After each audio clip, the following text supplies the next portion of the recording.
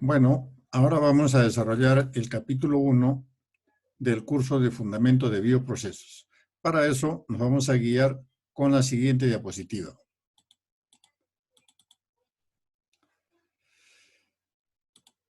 Los bioprocesos en realidad es una parte de una rama mucho más amplia que es la biotecnología. Pero la biotecnología se aplica prácticamente en todos los campos del quehacer humano, en todas las ramas de la tecnología.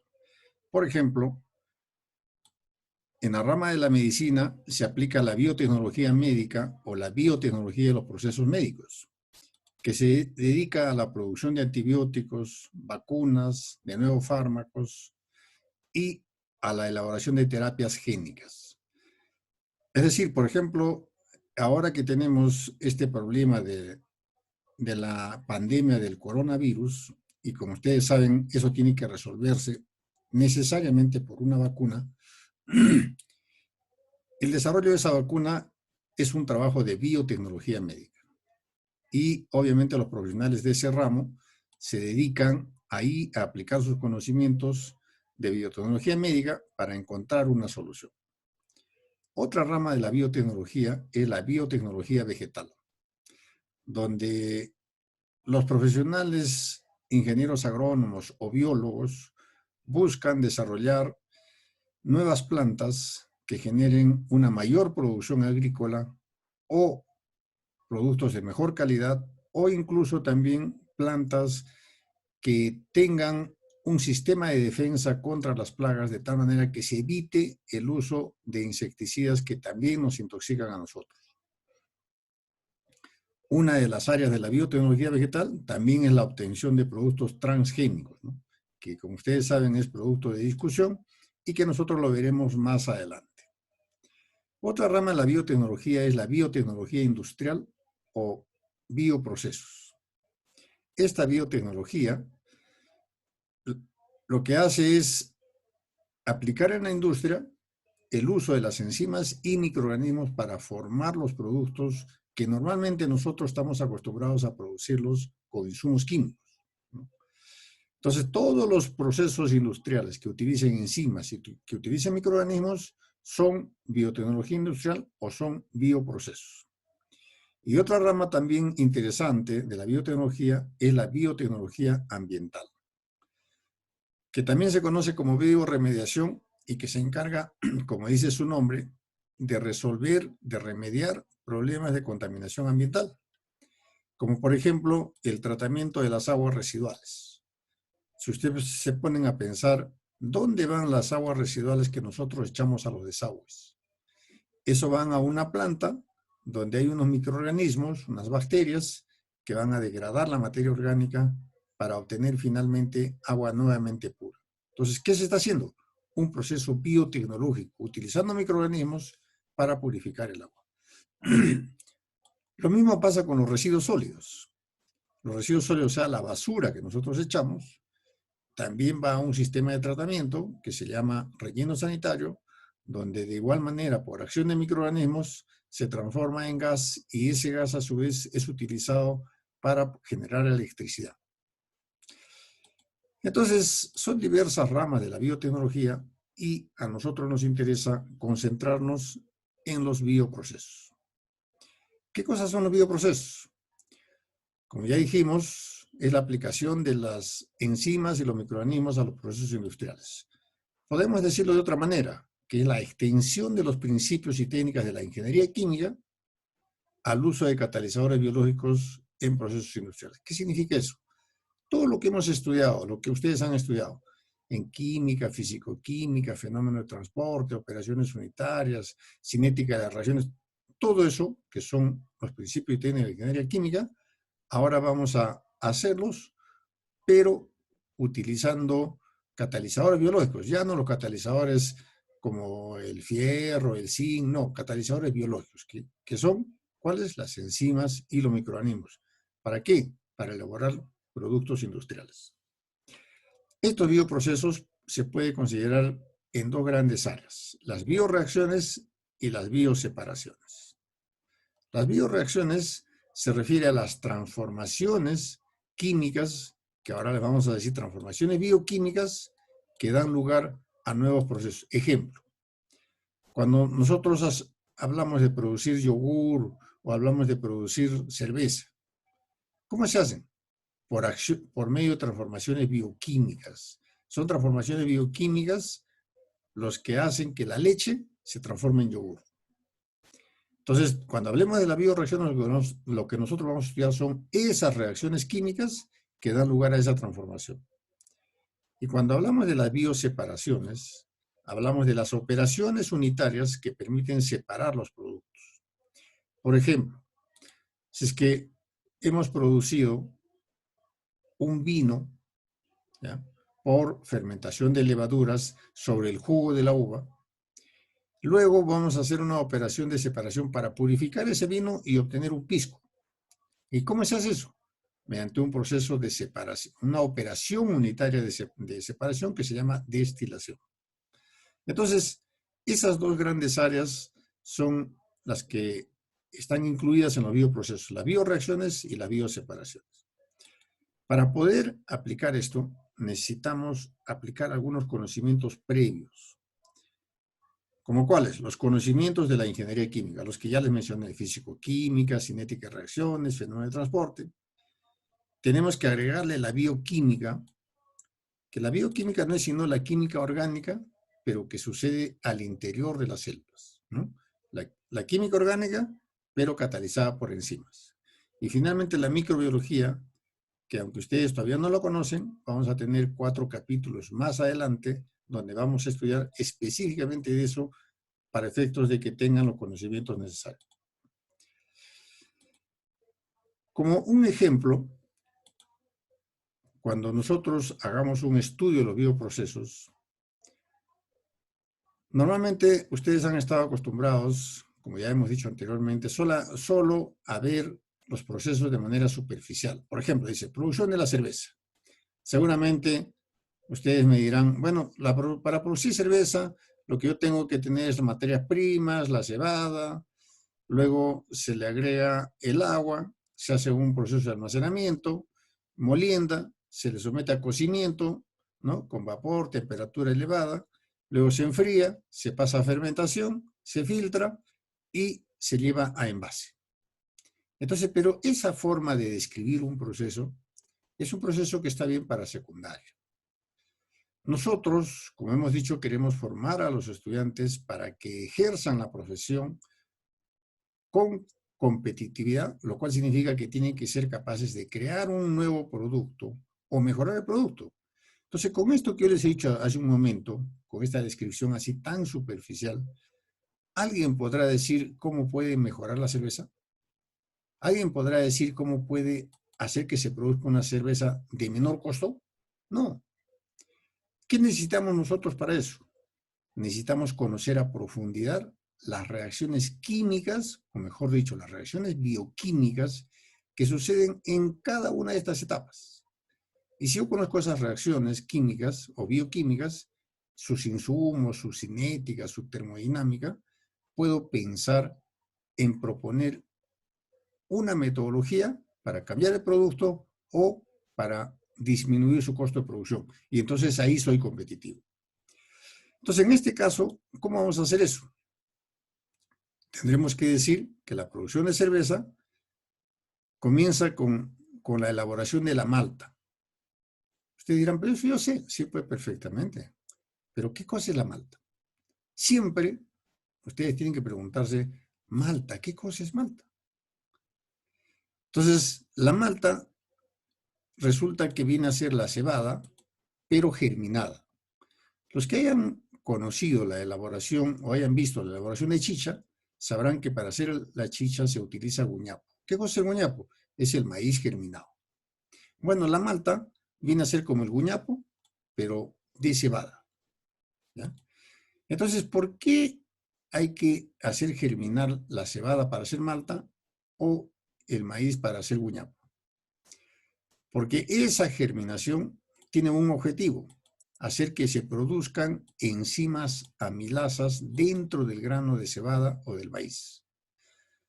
Porque cuando ustedes observan que un grano de maíz empieza a crecer y se forma un pequeño tallito, hay una secuencia de reacciones químicas ahí que están transformando el almidón del grano en celulosa.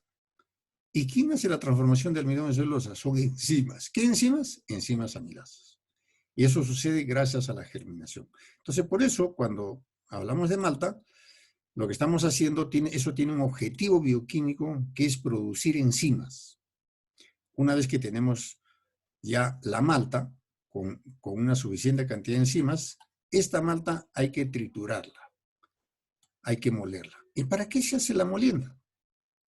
Se hace con el objetivo de liberar la harina, pero la harina, químicamente, ¿qué cosa es? Es almidón. Entonces, el objetivo de triturar la malta es para liberar el almidón. ¿Y para qué libero el almidón? Porque quiero que el almidón reaccione con las enzimas y se transforme en azúcares, de manera que esos azúcares luego voy a utilizarlos para producir la cerveza o la chicha. Pero nosotros sabemos por principios químicos, de que para que haya una reacción entre dos reactantes, estos tienen que chocar. Acuérdense de la teoría de los choques moleculares. Y para que puedan chocar tienen que estar al estado de moléculas. Entonces por eso necesito liberar este almidón. Y luego agregarle agua, porque las reacciones químicas suceden en medio acuoso. Si yo tengo una enzima seca por un lado y almidón por otro lado, no va a haber reacción. Tiene que estar en un medio acuoso. Entonces para eso se le agrega agua. Y aquí todavía podríamos decir que luego se calienta, se macera, normalmente a 55, 60 grados centígrados. ¿Para qué? Porque esa es la temperatura óptima de reacción. Entonces ahí, cuando haya esa interacción entre las enzimas y el almidón, va a suceder esta reacción química donde el almidón se transforma en azúcares. ¿Qué azúcares? Maltosa y glucosa. Acuérdense que la maltosa es el dímero de dos glucosas. ¿Sí? Muy bien, una vez que ha sucedido esta reacción química, se produce el mosto. ¿Qué cosa es mosto? Es una solución de azúcares. ¿De dónde han venido azúcares? Del almidón. ¿Quién lo transformó el almidón en azúcares? Las enzimas amilasas. Entonces, una vez que tenemos esta solución de azúcares, ya se puede proceder a retirar los restos de sólidos mediante un proceso de filtración y este mosto es el que va a continuar el proceso. Pero ahora se le añade el lúpulo, ¿no? Que es el que le da el sabor amargo a la cerveza, con tres objetivos. Para darle el sabor amargo, para que tenga aroma de cerveza y para que la cerveza tenga una espuma estable. Eso le da el lúpulo. Y finalmente, una vez que se ha agregado el lúpulo, se hace un proceso de cocción. En otras palabras, se hace hervir. ¿Para qué? Para inactivar las enzimas. O sea, si no inactivamos las enzimas, la cerveza puede seguir transformándose después. Entonces ya tenemos ahora un mosto y las enzimas ya no las necesitamos, entonces hay que inactivar las enzimas. Una vez que tenemos esta solución con enzimas inactivadas, procedemos a la etapa de fermentación. ¿Cómo se hace la fermentación? Se le agrega unos microorganismos que son las levaduras y esas levaduras lo que van a hacer es transformar los azúcares, o sea, la glucosa y la maltosa, en etanol más CO2, ¿no? Van a transformar en estos dos productos. ¿Cómo sucede eso? Eso sucede mediante 12 reacciones químicas, que no las vamos a ver ahora, pero que las vamos a ver unos 6 capítulos más adelante. Vamos a conocer cada una de esas reacciones químicas, de tal manera que nosotros tenemos claro cómo sucede este proceso. Muy bien, una vez que ha sucedido esto, ya tenemos una cerveza sin clarificar, una cerveza que tiene un aspecto similar al de la chicha y que se conoce como cerveza verde. Ahora hay que clarificarla, hay que mejorarle el sabor y el aroma, y eso sucede sometiéndolo a baja temperatura para que los microorganismos y las partículas sedimenten y se pueda hacer una clarificación con mayor facilidad. Finalmente, esta cerveza culminada se le agrega CO2 mediante un proceso de carbonatación, luego se pasteuriza y se envasa en una botella. Entonces, este es el proceso. Les estoy diciendo esto a manera de ejemplo, porque cuando yo les deje un trabajo, ustedes van a tener que hablar así. No quiero que ustedes me digan, bueno, que para elaborar el yogur, que tenemos la leche, que se le calienta a 40 grados centígrados, se le echa un poco de cultivo de yogur y esperamos 3 horas y luego vamos y recogemos el producto y se acabó.